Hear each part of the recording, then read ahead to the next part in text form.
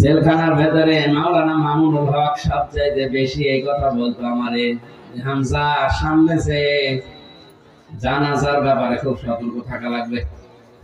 কারণ কাফেরের জানাজা পড়া, বেঈমানের জানাজা পড়া, মুনাফিকের জানাজা পড়া হারাম। এই কথা বুঝছেন? এই হারাম কাজ যদি কেউ করে, যেন এ ব্যাপারে আমরা সতর্ক থাকবো, যেন কোনো মুনাফিকের জানাজা আমরা পড়াই না পড়াই, হাজিরও না হয়।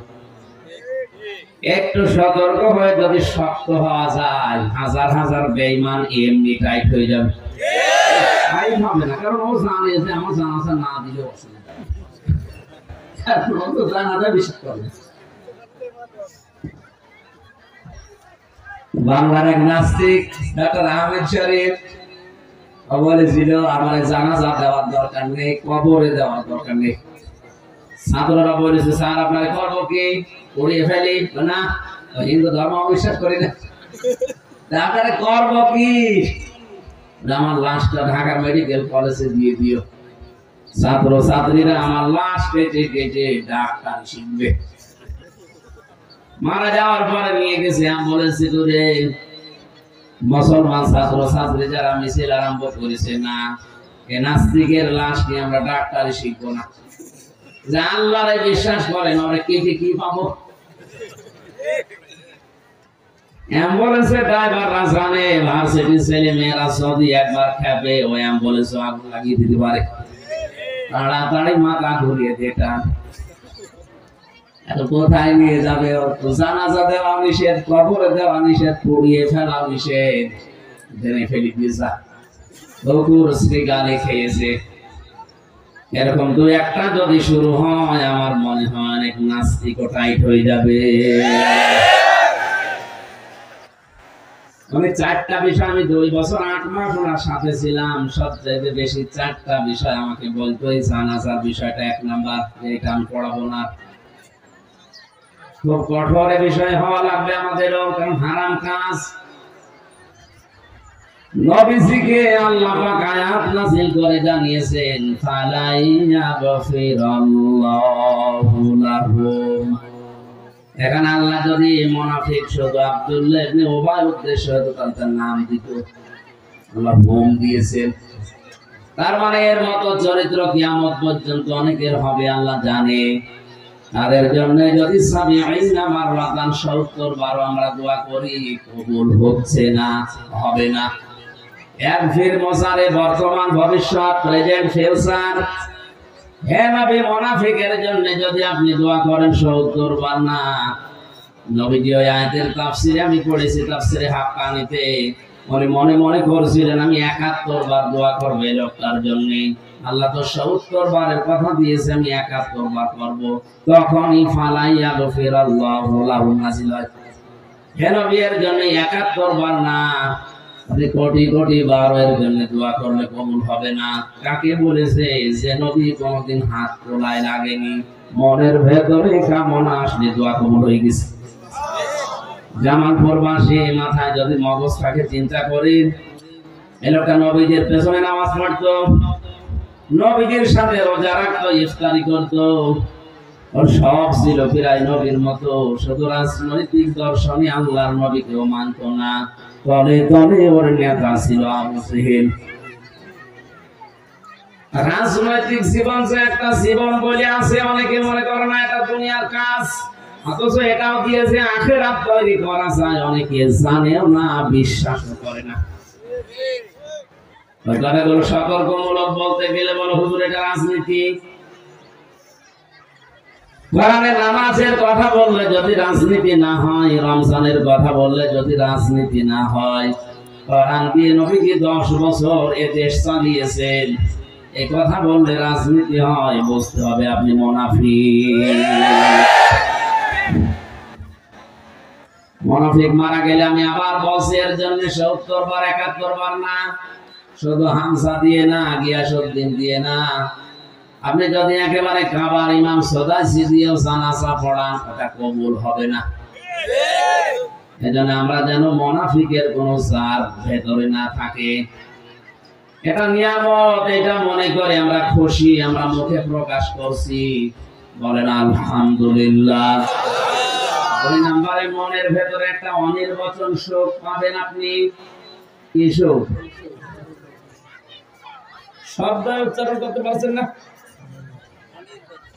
একটা অনির্বচন শোক আপনি অনুভব করবেন। এটা কেমন? এটা পাখি যখন ছ মারে বাচ্চাগুলো পলকের নিচে, পালকের নিচে, এই যে নরম মোলায়েম সফট কমল মায়ের পাখার নিচে আশ্রয় নিয়ে একটা কিচির মিচির আওয়াজ দেয়। বাংলাতে এটারে বলা হয় অনির্বচন শোক। আপনি যখন কোরআনে কারিমের অনুষ্ঠানকে নিয়ামত মনে করবেন, আপনার অন্তরে ওইরকম একটা শোক অনুভব করবেন আপনি। বলেন সুবহানাল্লাহ। 3 নম্বরে এখান থেকে যেটা ডেলিভারি দেওয়া হবে, এই কথাগুলো আপনার প্র্যাকটিক্যাল লাইফে আপনি মিলানোর সিদ্ধান্ত নেবেন আল্লাহর মর্জি মতো। কয়টা বললাম? আরো জোরে বলেন। এই 3টা বিষয় যদি সমন্বয় হয়, লা আযীদান্নাকুম, অবশ্যই আমি আল্লাহ তোমাদের জীবনে এরকম নিয়ামত আরো দেব। আলাইন কাফারতুম, যদি নাশকরি করো, কুফরি করো, মর্যাদা না দাও, দাম দিতে না চাও, মূল্য না দাও, ইন্না আযাবি লাশাদীদ, অবশ্যই কঠিন যন্ত্রণাদায়ক আযাবের ভেতরে ফেলে দেব, শক্ত আযাবে। এই আযাব বিভিন্ন রকমের হতে পারে। সুতরাং এটা নিয়ামত মনে করে আরেকবার বলেন আলহামদুলিল্লাহ। দরুদ আর সালাম পড়ছে আমাদের নবী মুহাম্মদুর রাসূলুল্লাহ সাল্লাল্লাহু আলাইহি ওয়াসাল্লাম। এর একটা কারণও যদি আপনার ভেতরে পাওয়া যায়, আপনার ওযু শেষ, ওই ওযু দিয়ে নামাজ হবে। ধরে বলেন, নামাজ পড়তে দাঁড়িয়েছেন, 19টা কারণে নামাজ ভেঙে যায়, একটাও যদি পাওয়া যায়, ওই নামাজ আর নামাজ থাকে। বলেন, কাজ আমল এটাও ভেঙে যায় 2টা কারণে। একটাও যদি পাওয়া যায়, আপনার কাজ আর আমল বলে কিছু থাকবে না, ভেঙে নষ্ট হয়ে গেছে। সূরা মুহাম্মদের প্রথম আয়াতে আছে এরকম পৃথিবীর প্রতিটি কাজ ভেঙে যাওয়া, নষ্ট হয়ে যাওয়া, ব্যর্থ হয়ে যাওয়া কিছু না কিছু কারণ আছে।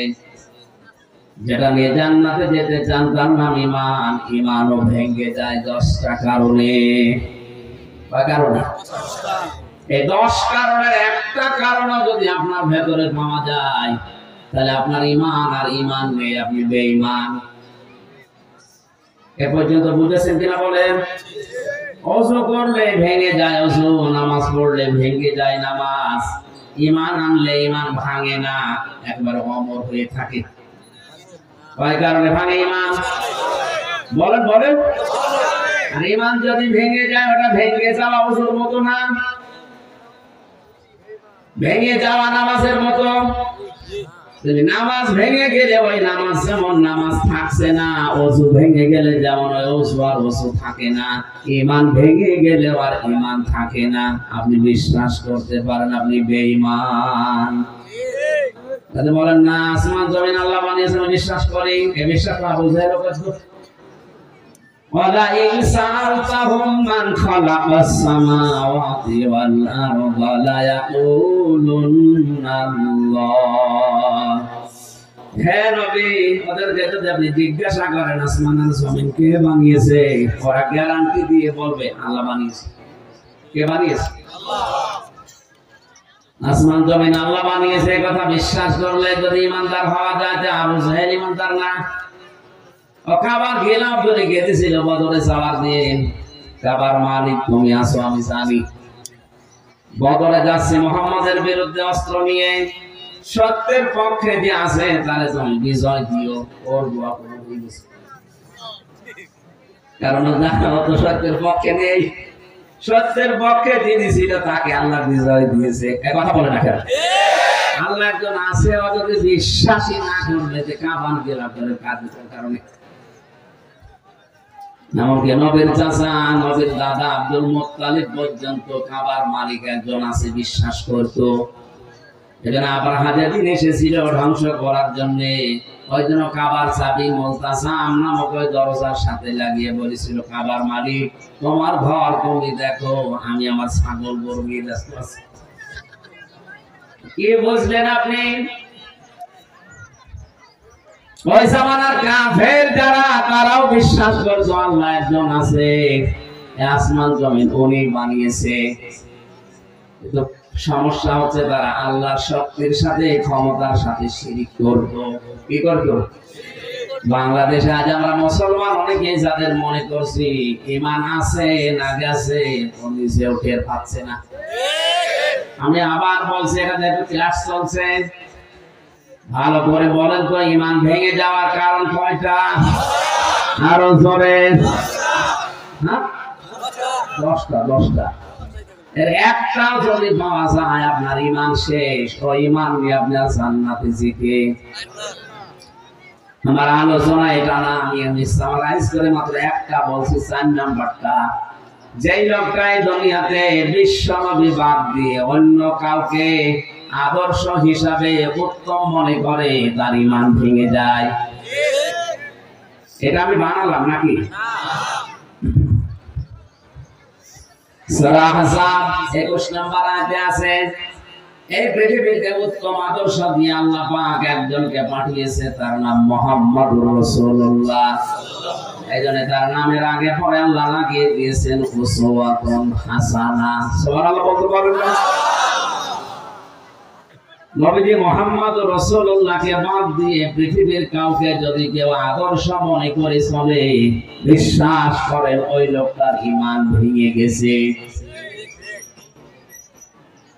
হাদিস পড়েছি, আল্লাহর নবী জানিয়েছেন, আমি যেদিন নবুয়ত পেয়েছি ওই দিন থেকে কিয়ামত পর্যন্ত যদি এই পৃথিবীতে মুসা নবী, ঈসা নবী, দুইজন নবীর নাম তিনি বলেছেন, যদি এই দুইজন নবী দুনিয়াতে কোনদিন আসে আর আমার আদর্শ বাদ দিয়ে কেউ যদি মুসা নবী, ঈসা নবীর আদর্শ গ্রহণ করে, আমি বিশ্ব নবী ঘোষণা দিলাম লোকটা জাহান্নামী।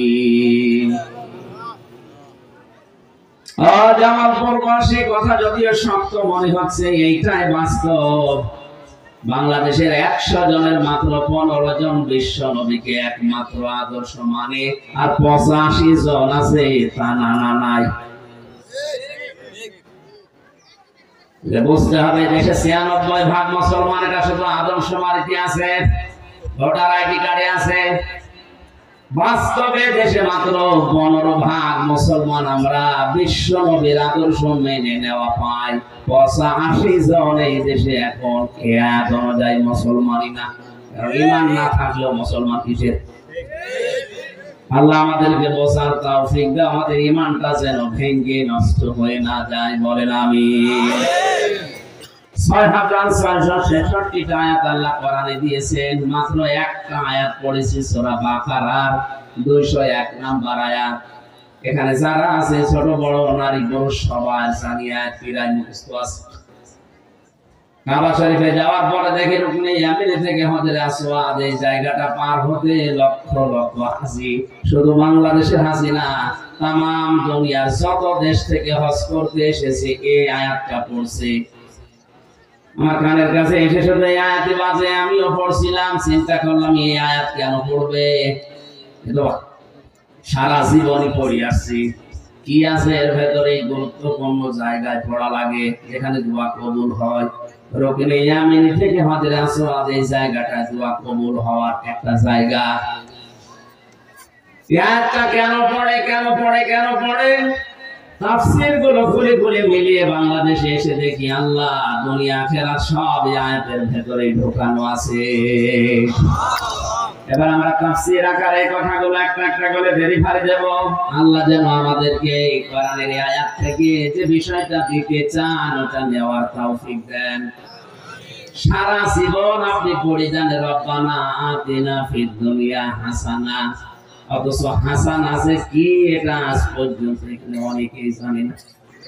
আমার মনে হয় কয়েকজন আলেম বাদ দিয়ে বাকি 100 জনের 98 জন ফেল করবে যে হাসানা কি। অনেকে মনে করে না হাসানা না হাসিনা, খালি জের দিয়ে হাসিনা। হাসিনা মানে সুন্দরী আর হাসানা মানে কল্যাণ। আপনি যদি এই দোয়াটা নাই বলছেন যে কি দোয়া করছেন আপনি আল্লাহর কাছে, 5 ওয়াক্ত নামাজের পরে শেষ হয়ে গেলে দেখি বলে রব্বানা আতিনা ফিদ দুনিয়া হাসানা, এলাকায় নেই কি বলেন আপনি?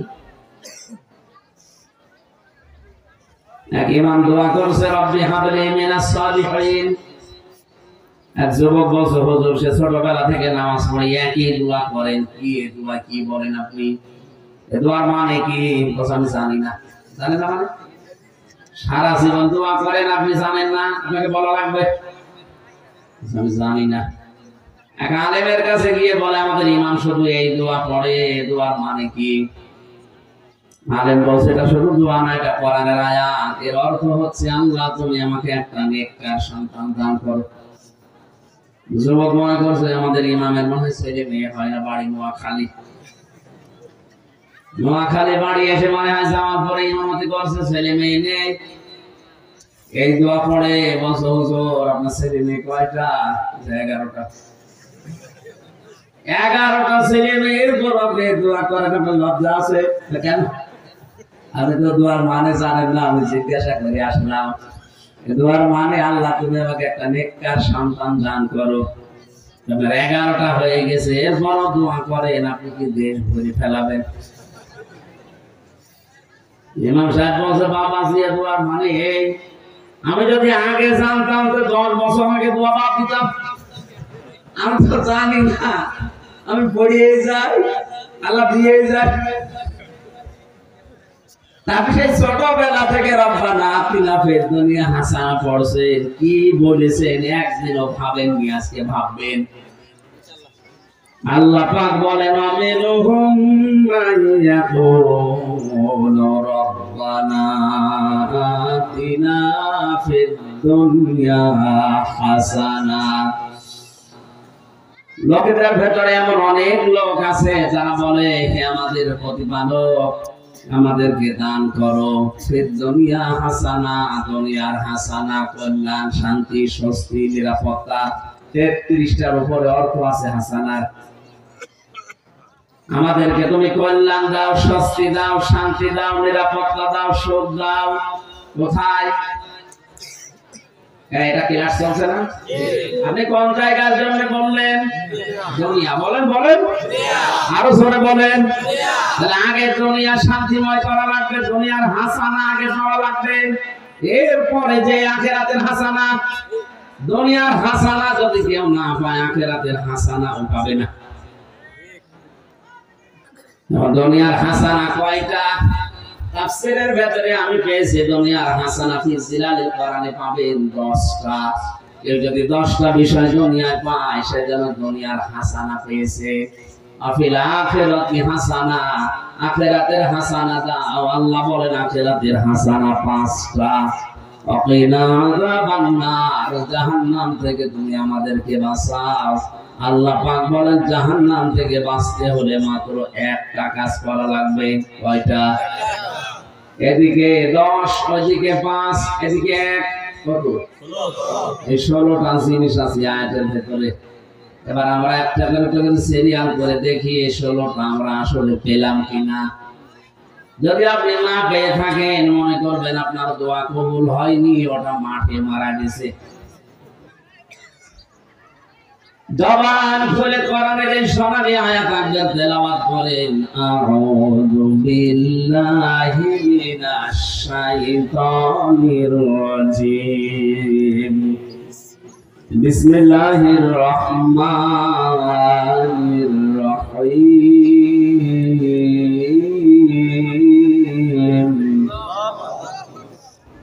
ومنهم من يقول ربنا آتنا في الدنيا حسنة وفي الآخرة حسنة وقنا عذاب النار.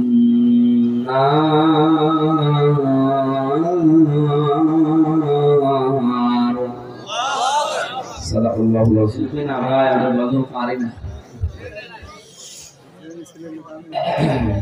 আমাকে শহীদ করে দেন। আল্লাহর নাম নিয়ে নাকি ভগবানের নাম নিয়ে করবো? আমাকে শহীদ করো সেই মিছিলে, শামিল করে নিও। যে মিছিলের নেতা আমির হামজা খোবায়েব খাব্বাব খোদার ছিল যারা অতি প্রিয় শামিল করে নিও। আমার ভাইরা, সূরা বাকারার 201 নম্বর আয়াতে আমরা পড়লাম, আল্লাহ পাক বলেন পৃথিবীতে অনেকে আছে এমন তারা বলবে কি বলবে তারা, হে আমাদের প্রতিপালক দুনিয়ায় আমাদের হাসানা দাও। আল্লাহ পাক বলেন পৃথিবীর হাসানা যে 10টা, তার প্রথম হচ্ছে কোরআনে কারীম পাওয়া, এটা দুনিয়ার হাসানা। এখানে যারা বসে আছে সবাই হয়তো এক বাক্যে বলবে কোরআন আমরা পেয়েছি, বাড়িতে চলেন আপনাকে দেখাবো। এর নাম কোরআন পাওয়া না। কেউ যদি কোরআন পায় তাদেরকে আল্লাহ 4টা শর্ত দিয়েছেন। কয়টা?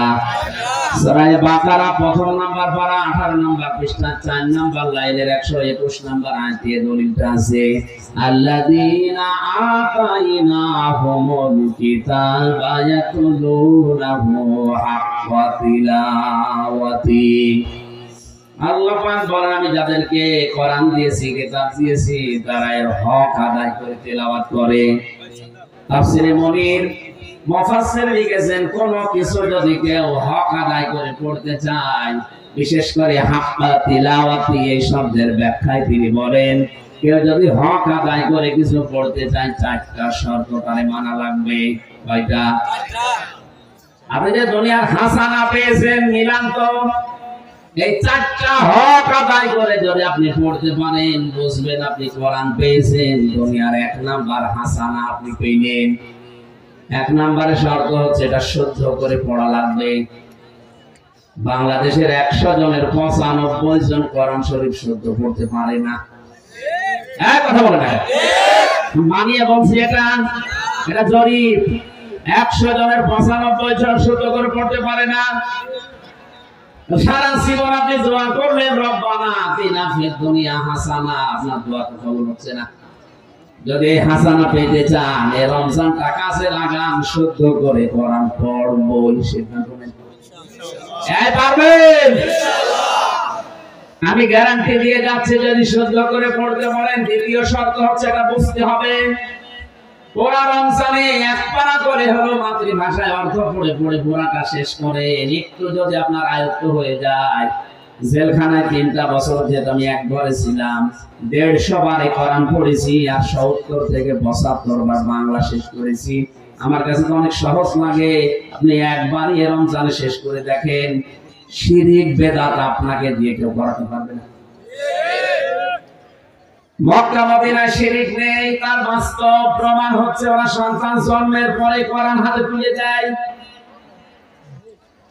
আর আমাদের দেশে কোরআনে কারীম দেওয়ার সিস্টেম গুলো আমরা আরো আস্তে আস্তে হারিয়ে ফেলছি।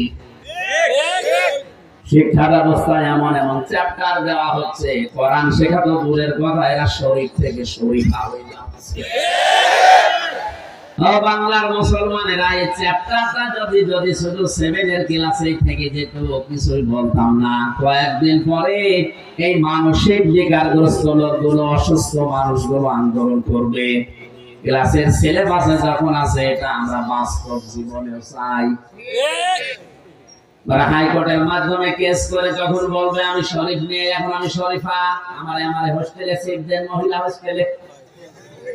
আরে ভাই, যে হোস্টেলে আপনার মেয়ে থাকে, আপনার বোন থাকে, আপনার ফুফু থাকে, কথা বলে না কেন? বেটা শরীফ ছিল, সকালে বিকালে শরীফা দাবি করে আপনার মেয়ের সাথে বোনের সাথে মহিলা হোস্টেলে থাকবে। যতই শরীফা হোক, মান কি বলেন? তখন আপনার মেয়ের সাথে আপনার বোনের সাথেও ঠিক থাকবে। সেদিন একজন জিজ্ঞাসা করছে, হুজুর যুবক যুবতী এক বেডে ঘুমানো জায়েজ আছে? জায়েজ আছে, কিন্তু ওরা ঘুমাবে, ওরা ঘুমাবে। আপনারা মাল তো শরীফ বেকারে শরীফা দাবি করে এখন যদি আপনার মেয়ের কাছে থাকে বলেন তো 10 মাস পরে আপনার মেয়ে আসবে অবৈধ সন্তান পেটে নিয়ে, কিছু বলতে পারবেন না, কারণ এটা তো দেশের আইন হয়ে গেছে। বেশি কিছু বলতে যাবেন আপনার নামে আবার মামলা হবে।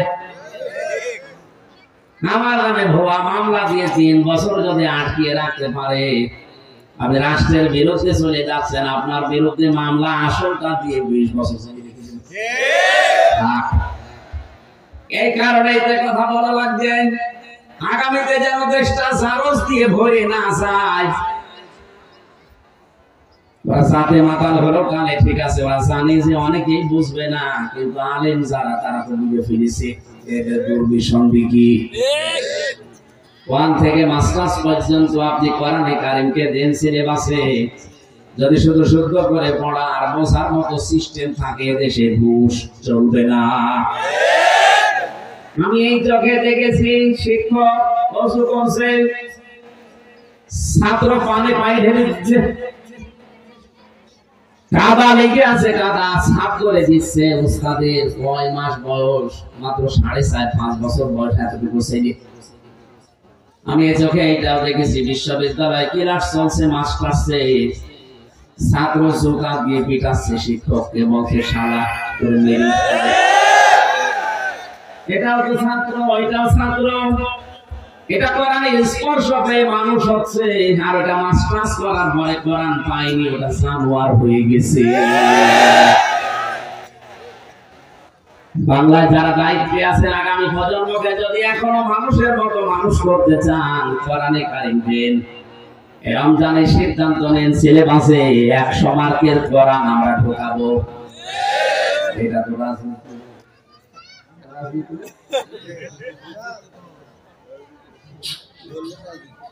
কোথায় চলে যাচ্ছে? আর ভাই আপনি আমি হুজুর না, আর 50 বছর পরে মাটির নিচে থাকবো।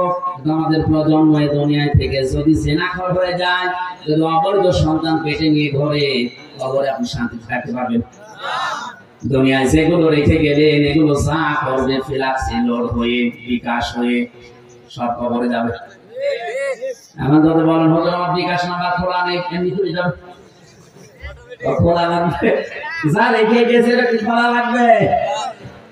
আপনি রেখে গেছেন তো পরিমণি, স্বামী পাল্টাতে পাল্টাতে কত স্বামীকে পাল্টে চলেছে। আমাদের পাশে জেলে ছিল, জেলের ভেতরে যে সাজু করে মানুষ ওখানে টেনশনে চিন্তায় বাঁচের আরো শ্বাসের শেষ নেই। এমন মেয়ে, এমন ছেলে রেখে যাচ্ছেন, এমন বউ রেখে যাচ্ছেন, আপনি কবরে যাওয়ার পরে ওরা অবৈধ কাজ দুনিয়ায় করবে, আর ওইটা সবগুলো সামারাইজ হয়ে আপনার কবরে যেতেই থাকবে। বলেন নাউজুবিল্লাহ। এজন্য যে যত বড় দায়িত্বে আছেন তার কিন্তু কবরে সমস্যা বেশি হবে। আমি নাম নিলাম না, যারা বড় দায়িত্বে আছেন তারা এখনো নিজেকে কন্ট্রোল করেন। রাম বামদের পরামর্শে নিজের প্রজন্মকে যদি আপনি জাহান্নামে বানিয়ে ফেলেন, আমি নিচে নামলাম না, কিছু বলতে গেলে ওদের গায়ে ছাই লাগে, করবো কি? হুজুর আমার বিরুদ্ধে বলবেন না, আপনার বিরুদ্ধে বলবো, আপনাকে চিনি আমি। খুলনা এক মাহফিলে 19 সালে আমার বলছে হুজুর রাজনৈতিক কথা বলা যাবে না, স্বামী স্ত্রীর গন্ডগোল কেন হয় বলেন। ঠিক আছে বলছি। সূরা নিসার 34-30 নম্বর আয়াতের ব্যাখ্যা করলাম। এখন ওনার যে দিনের বেলায় বোর সাথে হাতাহাতি হয়েছে, সাথে আমি জানি না। রাতের বেলা খাবার ওনার বাড়িতে গেছি, আমার সাথে কথা বলছে না, মুখ গোমরা করে আছে। কি ভাই কথা বলেন না? হুজুর আমার বোর সাথে আমার গন্ডগোল হয়েছে, আপনাকে বলে দিয়েছি। কি বলে? ওনাকে বলেনি না, আপনি যা বললেন সব আজকে আমার দিয়েছি। আমাকে বলে দিয়েছিল বলেছে একজন কোরআনে কারিমে 1000 বছর আগে আল্লাহ নিজে বলেছেন যে এই এই কারণে গন্ডগোল হয়, আর এটা মিটানোর পদ্ধতি এই। আপনি যদি ওই কাজ করেন আপনার গন্ডগোল তো হবেই। কথা বলে না কেন? এই জন্য আমাদের আমাদের আমাদের আমাদের আমাদের এখনই উচিত, এই মুহূর্তে উচিত কোরআনে কারিম শুধু পেয়েছি বললেই হচ্ছে না, এটা শিখতে হবে। শুধু শিখলেই হবে না, এটা বুঝতে হবে। শুধু বুঝলেই হবে না, যতটুকু বুঝবেন ওর উপরে প্র্যাকটিক্যাল লাইফ সাজাবেন। শুধু সাজালেই হবে না, এটা যেন মানুষ মানতে পারে সেই ব্যবস্থা করে দেবেন। হক বললাম কয়টা? এরপর কোরআনে কোরআন পড়ার ব্যাপারে তিনটা শব্দ আমি পেয়েছি, কারাআ ওয়া তালা, তালাওয়া। এই তিনটা অভিধান বেত্তা যারা অভিধান বেত্তারা লিখেছেন, তিনটাই পড়া, বোঝা, আমল করা আর মানুষের কাছে পৌঁছিয়ে ব্যবস্থা করা মানা। এবার আপনি বলেন তো, আপনি দুনিয়ার হাসানা আসলে পেয়েছেন কিনা? আমাদের দেশে সর্বোচ্চ জায়গা যিনি আছেন, ওখান থেকে আমি হামজা পর্যন্ত সারাই বলছি রব্বানা আতিনা ফিদ দুনিয়া হাসানা। আসলে আমরা কোরআন পেয়েছি? বলেন না, পারি না। কারণ এই চারটা বিষয় আমরা এখন মানতে পারছি না। শুদ্ধ করে হয়তো আমরা পড়ি, বোঝানোর চেষ্টা করি, কম বেশি আমলও করছি, কাজেও লাগাচ্ছি। 4 নম্বরে দেশের মানুষকে এটা মানানোর ব্যবস্থা করা দরকার। এই কাজ করতে গেলে তখন আমাদের উল্টা পাল্টা নাম দিয়ে দেয়। এক কথা বলছেন আল্লামা আহমেদ শফিক যতদিন পর্যন্ত কোরআন পড়েছে কোনো সমস্যা তার ছিল না এই দেশে। যতদিন বুঝেছে কোনো সমস্যা ছিল না। কম বেশি আমলও করেছে নিজের সার্কেলে, কোনো অবস্থায় সমস্যা হয়নি। যখনই বলেছে না এর ভেতরে যা আছে আমি মানুষকে মানাবো, এর ভেতরে আছে ওয়াল্লাযীনা ইয়াসুনা রাসূলুল্লাহ লাহুম আযাবুন আলীম, যারা রাসূলকে কষ্ট দিচ্ছে, দিবে, তাদের জন্য ভয়ঙ্কর শাস্তি আল্লাহ রেডি করে রেখেছে। সুতরাং এই দেশের মানুষ যেন নবীকে কষ্ট দিতে না পারে, গালি দিতে না পারে, এ বিষয়ে আমি সোচ্চার। ডাক দিয়েছিলেন শাপলা চত্বরে, রাম আর বাম রাম নামই পাল্টিয়ে দিয়েছে তেতুল হুজুর। আহমেদ শফি কত সুন্দর নাম, নামটাই পাল্টিয়ে গেছে।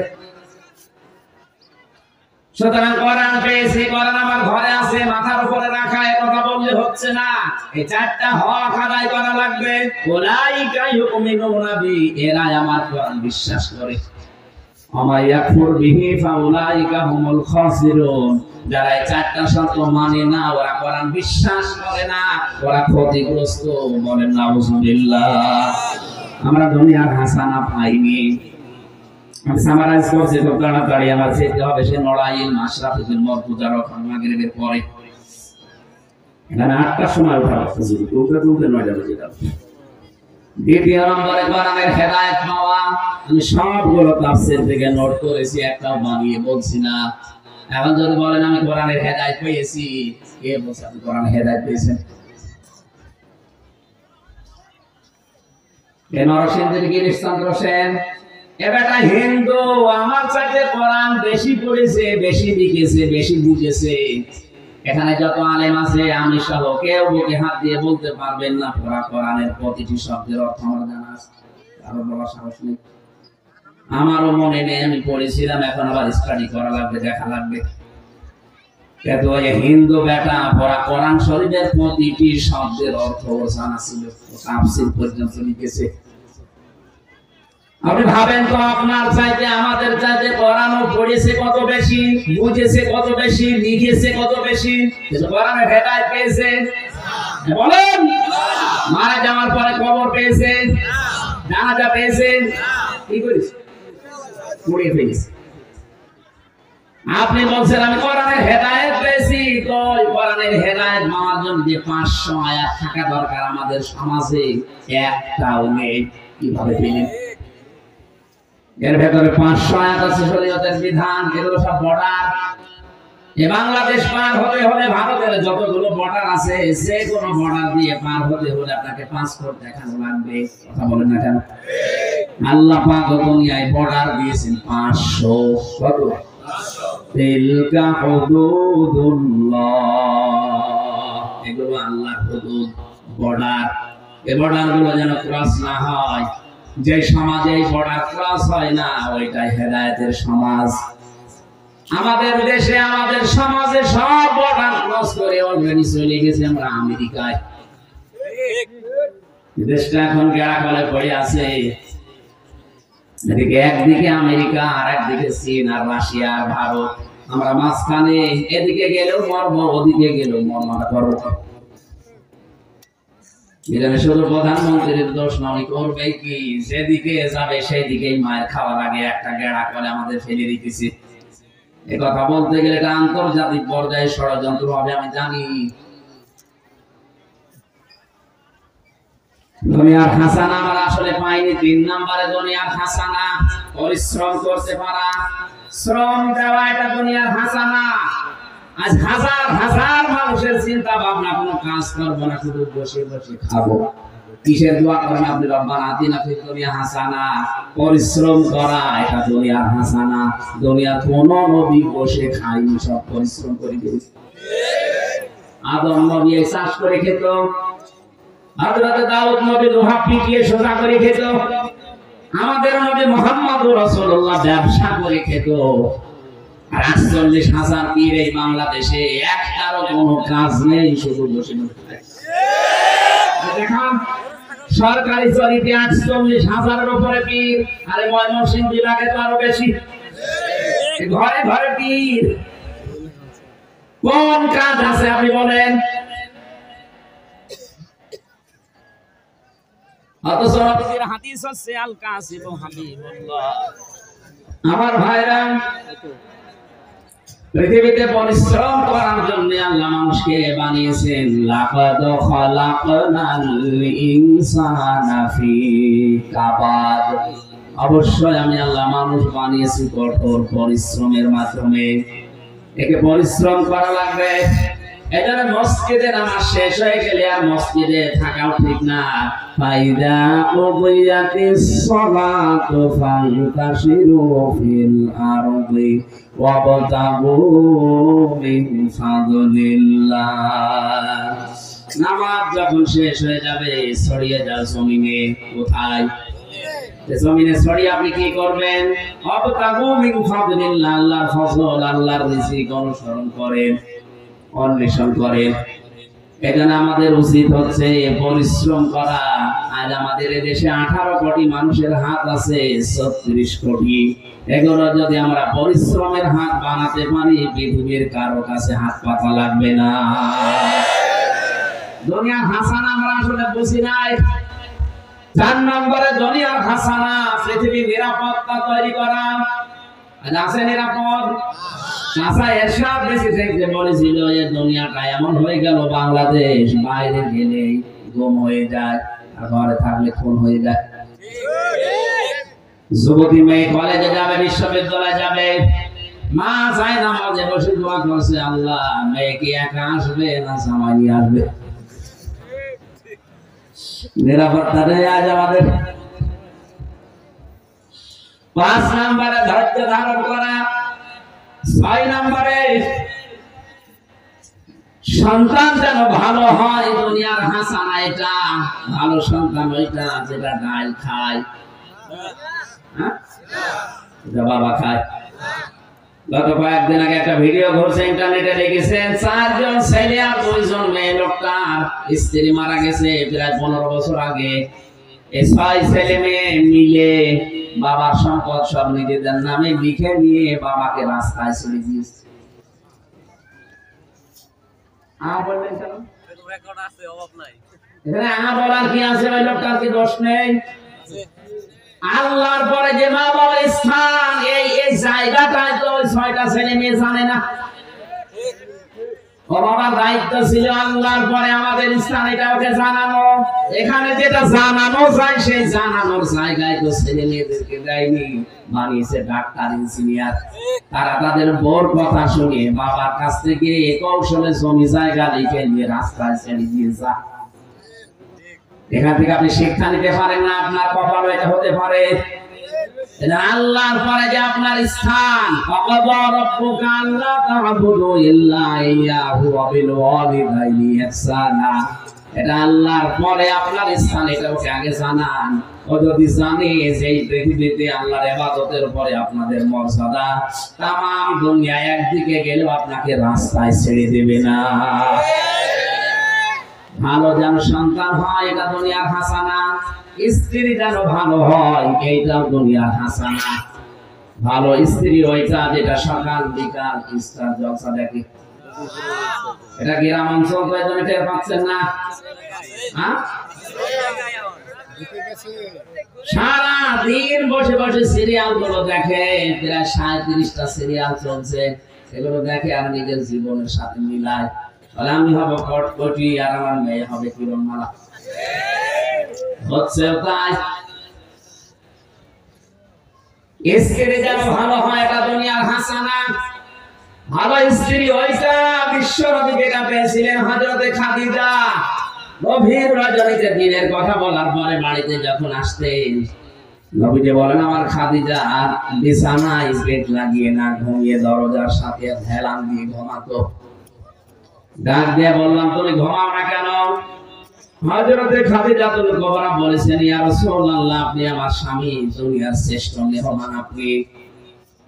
বাইরে থাকেন দিনের কাছে, আমি 24 ঘন্টা আতঙ্কে থাকি, না জানি কখন আপনাকে কোন ক্ষতি করে ফেলে।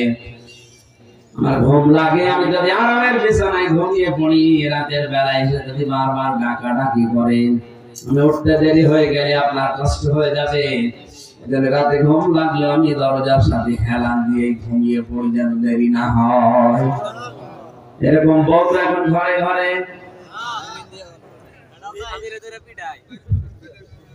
হ্যাঁ, ওরা রাত জেগে থাকে, কিন্তু আপনার জন্য না, সিরিয়ালের জন্য। এই পৃথিবীতে দুইজন মহিলাকে আল্লাহ একজনকে সালাম দিয়েছেন আর একজনকে জান্নাতে ঘর বানিয়ে দেখিয়েছেন। দুইজনকে দিয়েছেন স্বামীর জন্য। খাদিজাতুল কুবরা, তাকে আল্লাহ সালাম পাঠিয়েছেন স্বামী ভক্তি করার জন্য। হযরতে আসিয়াকে জান্নাতের ঘর দেখিয়েছেন।